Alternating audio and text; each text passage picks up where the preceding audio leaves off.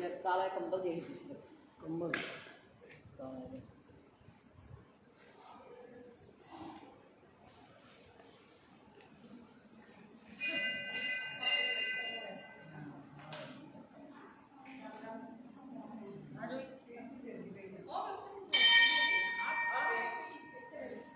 ये है जी कंबल तो बात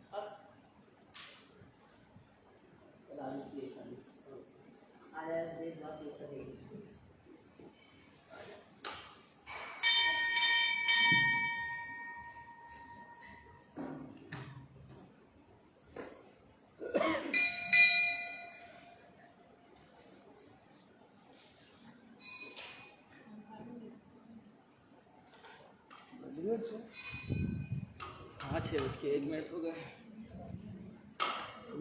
1 मिनट रहता है इसे 1 मिनट आगे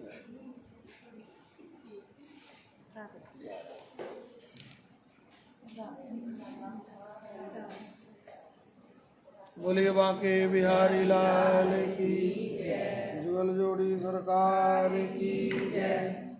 श्री कृष्ण गोविंद हरे मुरारी नाथ नारायण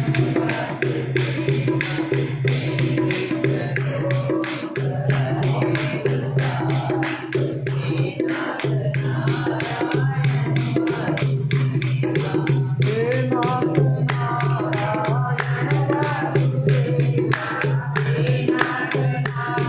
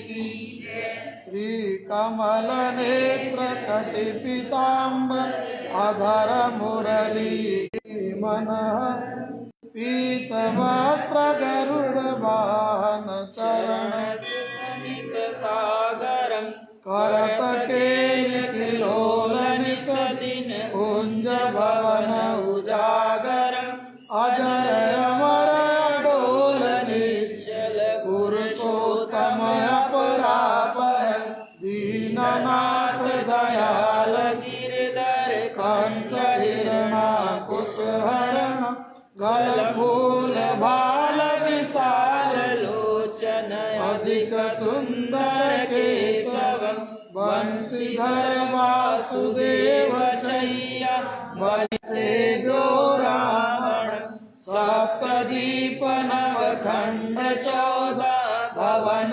कीनो एक पदम द्रौपदी की लाज राखी कालो उपमा कर दीननाथ दयाल पूरण करुणामय करुणाकर कविदत्त दास विलास निस दिन नाम जपनित नागरम प्रथम गुरु के चरण बंदो यस्य ज्ञान प्रकाशितम आदि विष्णु जुगादि ब्रह्मा सेविते शिव शंकर श्री कृष्ण केशव यदुपति केशव श्री राम रघुवर राम राघव श्री राम कृष्ण गोविंद माधव वासुदेव श्री वामन मत्स्य कक्ष वराह नरसिंह पाहि रघुपति पावन मथुरा में केशवराय विराज जहाँ से पति अवतरे धन्य यमुना नीर निर्मल ग्वाल बाल सखावरे नवनीत नागर करत निरंतर शिव विरंच मन मोहितम कालिंदी तट करत क्रीडा बाल अद्भुत सुंदर ग्वाल बाल सब सखा विराजे संग रागे भामिनी बंसीवत तट निकट यमुना मुरली किटेर सुहावनी भज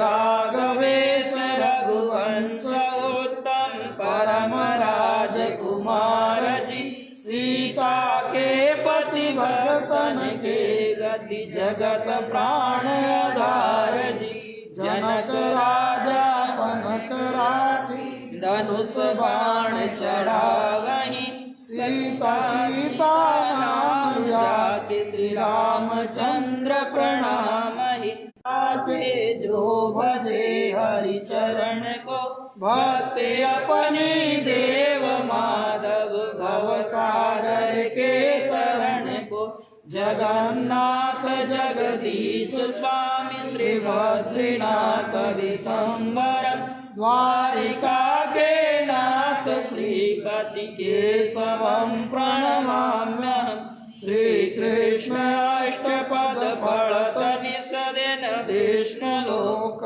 सगत श्री गुरु रामानंद अवतार स्वामी कविदत्त दास समाप्तकम् श्री कूल यमुना धेनु आगे जल में बैठे प्रभु जी आन के नाग नागिनी दोनों बैठे श्री कृष्ण जी पहुँचे आन के नागिनी कहती सुनो रे बालक जाओ यहाँ से भाग के तेरी सूरत देख मन में दया उपजी नाग मारेगा जाग के किसका बाल पुत्र का ये गोकुल हमारा ग्राम है श्रीमात देव की जन्म श्री कृष्ण हमारा नाम है मेरे बालक हता दे कंगन कना दे कुंडल 1.25 लाख दिया बोरिया इतना द्रव्य ले जा रे बालक दिया नागा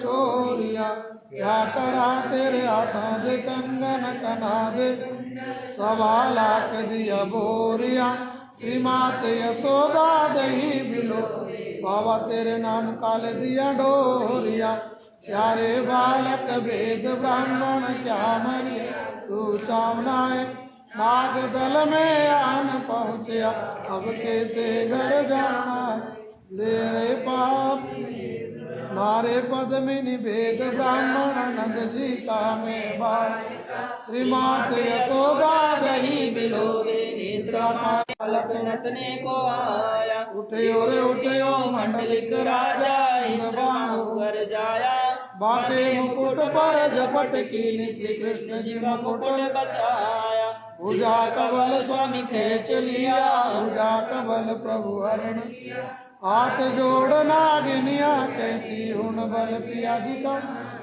बंसरी से नागनाथ फन फन नृत्य कराया, फूल फूल मथुरा की नगरी देव की मंगल गाया, भगत हेतु प्रभु जन्म लेकर लंका में रावण मारिया, काली प्रहलाद नागनाथ या मथुरा में कंस पछारिया, सप्तद्वीप नव खंड 14 सभी तेरा है पसारिया, सूरदास जो तेरा यश गावे, तेरे चरण तो बलिहारिया, गोविंद मेरो है गोपाल मेरो है, गोविंद मेरो है गोपाल मेरो है, गोविंद मेरो है गोपाल मेरो है, गोविंद मेरो है गोपाल मेरो है, हरि माते बिहारी हरि माते बिहारी नंदलाल मेरो है, हरि माते बिहारी नंदलाल मेरो है, गोविंद मेरो है गोपाल मेरो है, गोविंद मेरो है गोपाल मेरो है, माते बिहारी नंदलाल मेरो है, माते बिहारी नंदलाल मेरो है, गोविंद मेरो है गोपाल मेरो है, गोविंद मेरो है गोपाल मेरो है, माते बिहारी नंदलाल मेरो है, माते बिहारी नंदलाल मेरो है, गोविंद मेरो है गोपाल मेरो है, गोविंद मेरो है गोपाल मेरो है, हरि माते बिहारी नंदलाल मेरो है, हरि माते बिहारी नंदलाल मेरो है, हरि माते। भगवान की शब्द स्वरूपा श्री कार्तिक माता, कार्तिक के महीने की बड़ी महिमा है।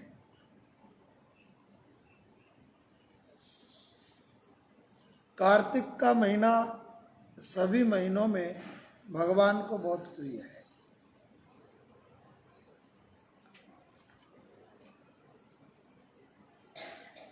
वैसे तो शीत ऋतु है, ठंडी का मौसम शुरू हो जाता है, और शीत ऋतु के अंदर इस महीने में जो ठंडे पानी से नहाता है ना,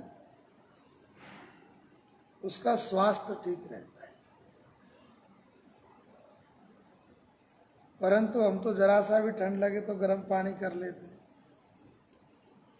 कार्तिक के महीने का नहाने का इसीलिए महत्व, देखो पुण्य वाला तो है ही है, परंतु इस महीने में ठंडे पानी से नहाने का विशेष महत्व है, और खास करके स्वास्थ्य के तौर पर। ताजा पानी हो, आप आगे सुनेंगे कि इसमें करके नहाओ, कुएं में से नहाओ पानी निकाल करके, परंतु तारों की छांव में नहाओ। ब्रह्म मुहूर्त में जगने का, तारों की छांव में नहाने का, और शीत ऋतु के प्रारंभ काल में ही नहाने का बड़ा महत्व है, 1 महीना स्वास्थ्य के तौर पर। इसलिए कार्तिक के महीने की बड़ी महिमा है। भगवान एक बार दान कर रहे थे, तो भगवान ने कल्प वृक्ष भी दान कर दिया। देखो, ये जितनी भी कथाएं शुरू होती है ना, नैमिषारण्य के अंदर होती है। नैमिषारण्य एक जंगल का नाम है। निमिष कहते हैं एक समय का नाम है। समय, निमिष मतलब समय। ये जो हमारी पलकें गिरती है, इन पलकों के गिरने का जो तीसरा हिस्से का जो समय होता है, उसको निमिष कहते हैं।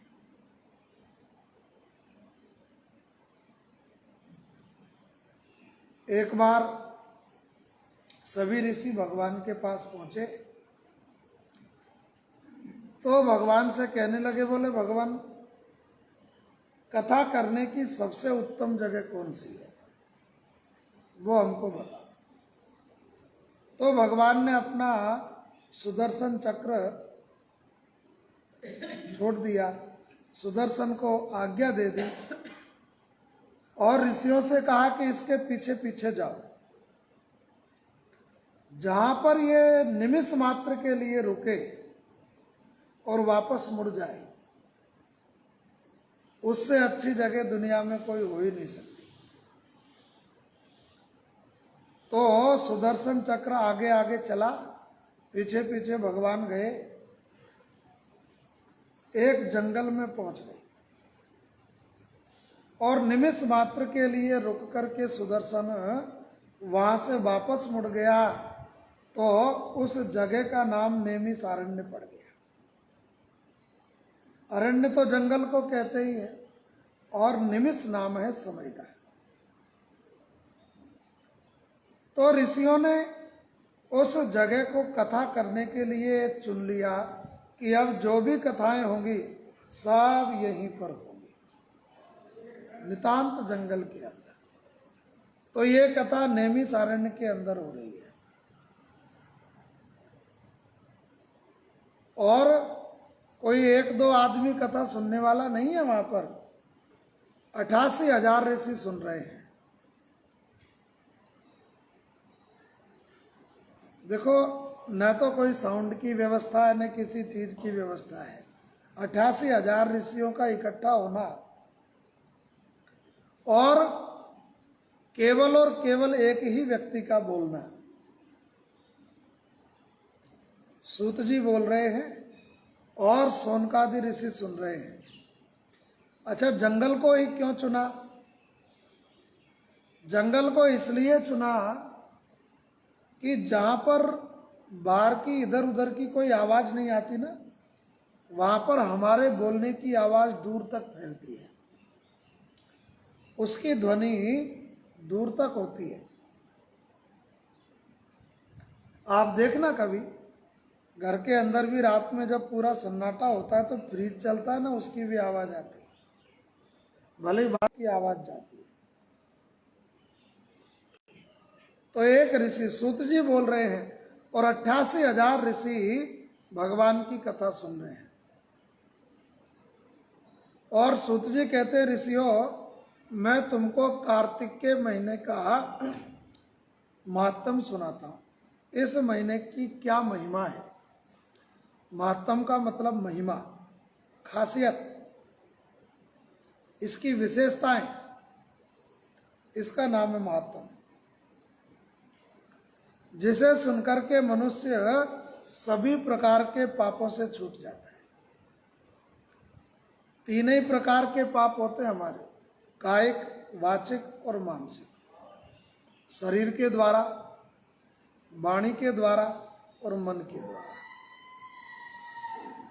या तो व्यक्ति शरीर से पाप करता है, और यदि शरीर से बच गया तो वाणी से पाप करता है, बोलने से पाप करता है, किसी को अपशब्द बोलता है, किसी को कुछ बोलता है, और या फिर मन से पाप करता है। मन के अंदर कई तरह की भावनाएं होती हैं।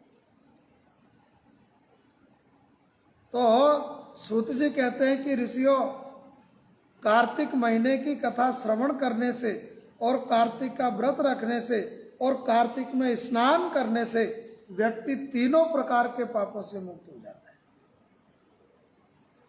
और अंत में उसको वैकुंठ की प्राप्ति होती है। भगवान का धाम है वैकुंठ। देखो स्वर्ग में तो अच्छे कर्म करने वाले लोग जाते ही हैं, परंतु स्वर्ग से कहीं ऊपर की जगह है वैकुंठ। वैकुंठ भगवान का अपना धाम है। स्वर्ग देवताओं के लिए है और वैकुंठ भगवान का है। सूत जी बोले श्री कृष्ण जी से आज्ञा लेकर के देवर्षि नारद वहां पर चले गए। देवर्षि नारद मैं धन्य हो गई, मेरा जीवन सफल हो गया, मेरे जन्मदाता भी धन्य हो गए। देखो जिस घर के अंदर भगवान के भक्त जन्मते हो, जिस घर के अंदर भगवान की भक्ति होती हो और जिस माता पिता के औलाद भी यदि परमात्मा की भक्त हो तो उसके माँ बाप भी धन्य हो जाते हैं, उसके माँ बाप भी धन्य हो जाते हैं। अच्छा बात यह है कि यदि यद आचरती श्रेष्ठ तत्तदेवे चरोजना सयत प्रमाणम कुरते लोकस तदनुवर्तते। जब हम लोग आचरण अच्छा करते हैं, जब हमारे विचार, हमारे आचरण, हमारी सोच, हमारे कर्म, जब खुद के कर्म पवित्र होंगे तब ही जाकर के बच्चों के कर्म पवित्र होंगे। सिद्धांत ये कहता, देखो हम तो चाहते हैं हम अपने बच्चों से कि रोज उठ करके हमारे बच्चे हमको प्रणाम करें, हैं, रोजाना उठे हमको कहे मम्मी जी पैरी पहनना है, बापू जी पैरी पहनना कहवे, पैरी हाथ लगावे, परंतु क्या हम लगाते? क्या हम लगाते हैं? हमको हमारी सास दिख जाए, हमारी कोई बड़ा करेंगे। यदि आचरती श्रेष्ठ, जो श्रेष्ठ लोग आचरण करते हैं यानी कि बड़े लोग जो आचरण करते हैं वही आचरण हमारी संतान के अंदर आते हैं।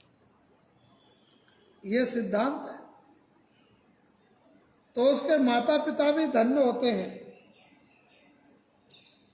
सत्यभामा कहती है कि मेरे माता पिता के उत्तम आचरण और उत्तम पुण्य के कारण मैं त्रैलोक्य सुंदरी बनी।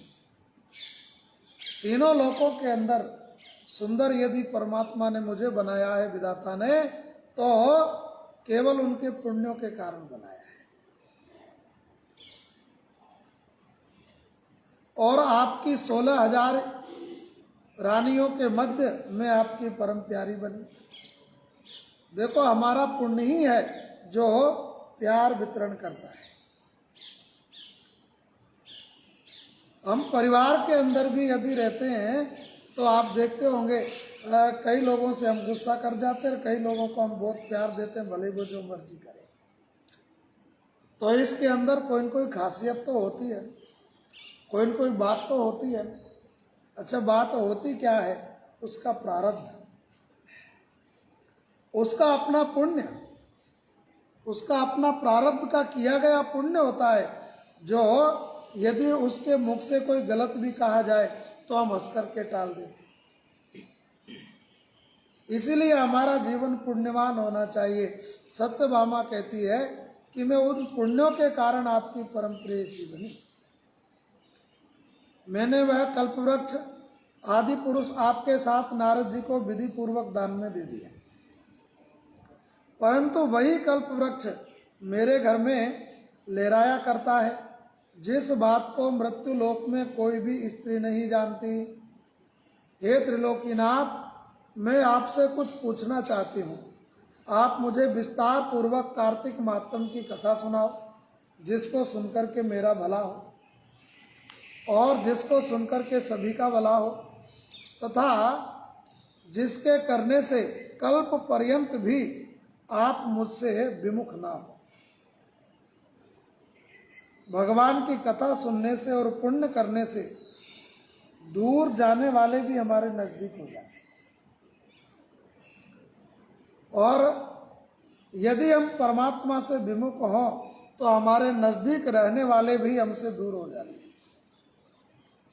ये सत्यभामा कह रही है कि इस कार्तिक मातम की महिमा से और कार्तिक भगवान की कृपा से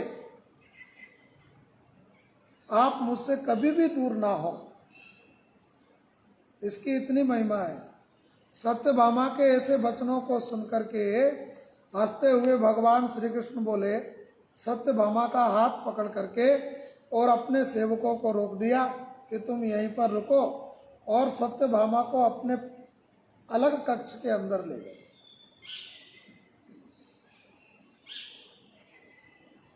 अपनी पत्नी को कल्प वृक्ष के नीचे ले जाकर के हंस करके कहने लगे, हे प्रिय, 16,000 रानियों में से मुझे तुम प्राणों के समान प्यारी हो। तुम्हारे लिए मैंने इंद्र से तथा देवताओं से भी विरोध किया। हे कांते, जो बात तुमने पूछी है उन अद्भुत बातों को मैं तुमको बताता। ये सारी बातें बड़ी अद्भुत है। एक दिन श्री कृष्ण भगवान ने सत्यभामा की प्रिय कामना के लिए गरुड़ पर सवार होकर के इंद्रलोक में जाकर के कल्प वृक्ष मांगा। कल्प वृक्ष कहाँ पर था? तो वहां पर गरुड़ के साथ में इंद्र का युद्ध हुआ। गरुड़ ने कहा, अरे इंद्र, तू भगवान को कल्प वृक्ष देने से मना करता है, तुझे ये शोभा नहीं देता। तो इंद्र से घोर युद्ध हुआ गरुड़ का। गोलोक में गरुड़ जी ने गौओं से युद्ध किया और गरुड़ की चोंच की चोट से उनके कान और पूंछ कट करके जमीन पर गिर पड़े। देखो, गरुड़ है तो पक्षी, परंतु एक योद्धा है, वो सिर्फ पक्षी नहीं है। तो वहां पर बहुत युद्ध हुआ, गैयाओं से भी युद्ध हुआ। तो चोंच से जगह जगह जब छिन्न भिन्न हो गए कान, तो कान भी कटे और पूंछ भी कटी, जमीन पर गिरे और उनका खून भी गिरा। जब कान पूंछ कटेगी तो खून तो गिरेगा। और वहां पर रुधिर से 3 वस्तुएं पैदा हुई। कान से तंबाकू पैदा हो गया, और पूंछ से गोभी हो गई, और खून से मेहंदी पैदा हो गई। कान से तंबाकू, इसीलिए तंबाकू नहीं खाना चाहिए। देखो, खाने वाले तो अपना इंतजाम कर ही लेते हैं, वैसे मानते नहीं है। खाने वालों ने तो एक इस पे बहुत बढ़िया श्लोक भी लिखा है, तमाल पत्रम परमम पवित्रम।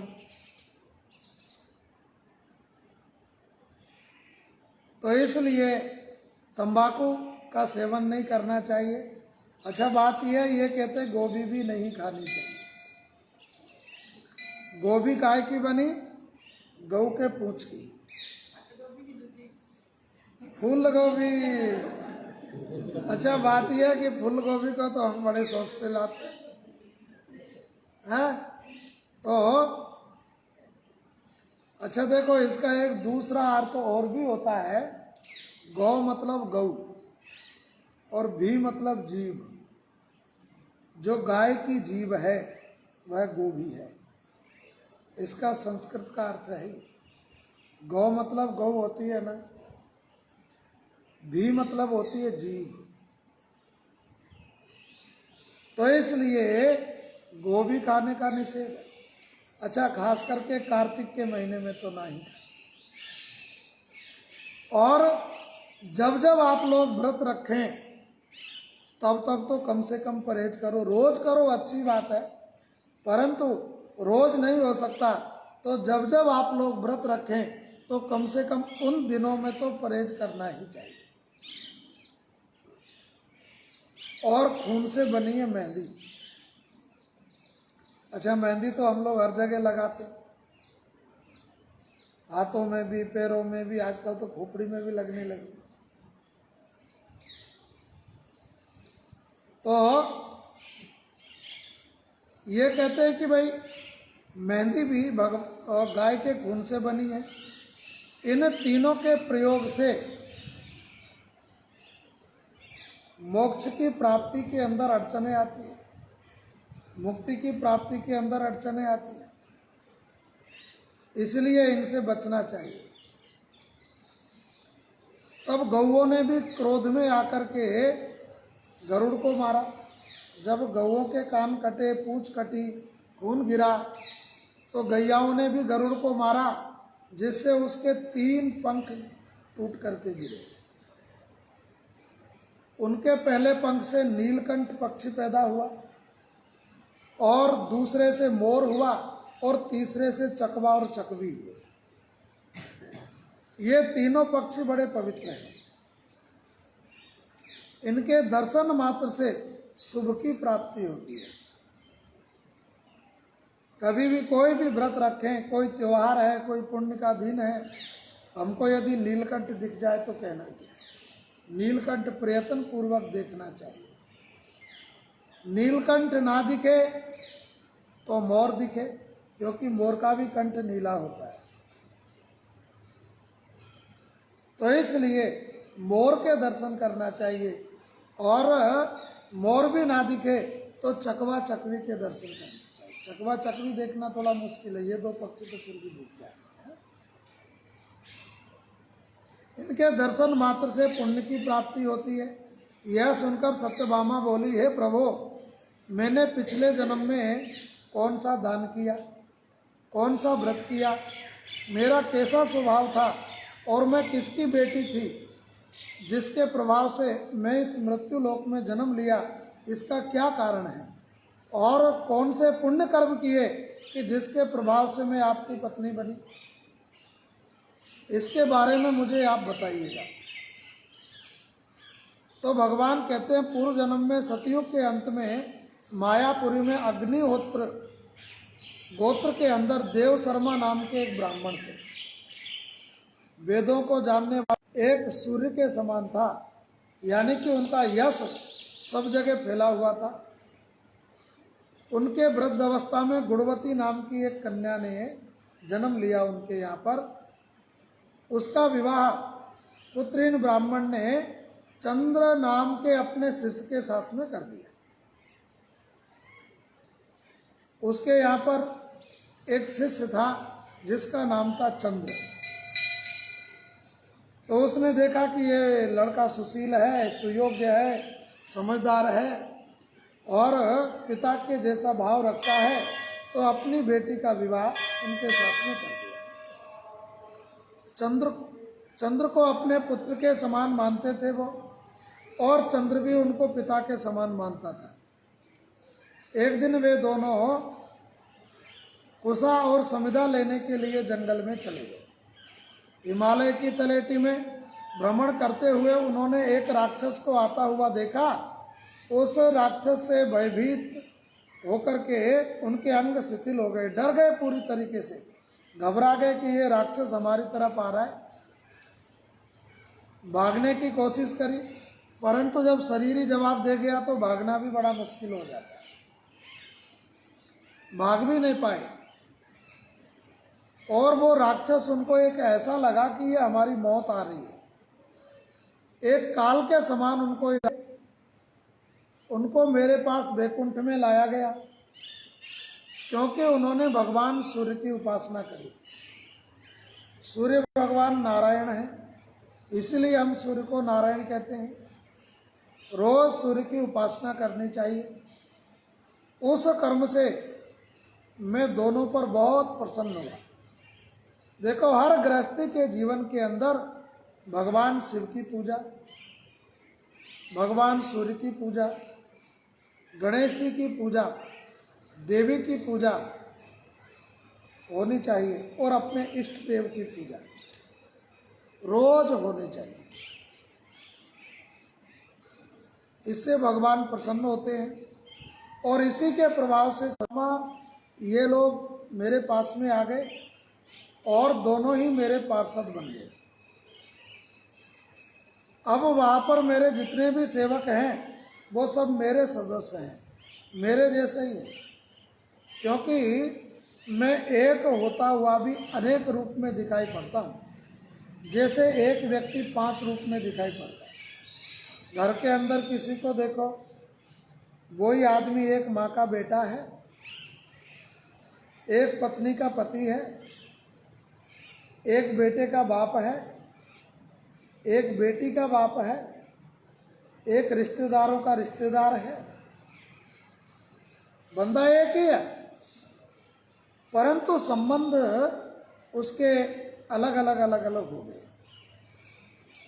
उसी प्रकार से चाहे आप सूरज की उपासना करो तो भी भगवान की उपासना है, गणेश जी की उपासना करो तो भी भगवान की उपासना है, दुर्गा की उपासना करो तो भी भगवान की उपासना है। भगवान के चंदन की माला धारण करते हुए मेरे भवन में आए तो आनंद पूर्वक दिव्य भोगों को भोगने लगे। इसी के साथ पहला अध्याय विश्राम लेता है। आज ये कथा फेसबुक चैनल पे चल रही है, परंतु हमने एक यूट्यूब चैनल बनाया है जो सभी के लिए अवेलेबल होगा। तो उस चैनल का नाम है किशोर कमल भक्ति रस।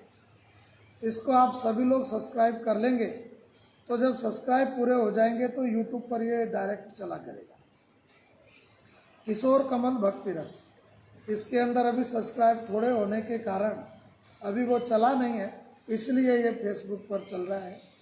बोलिए जुगल जोड़ी सरकार की जय। श्री कृष्ण गोविंद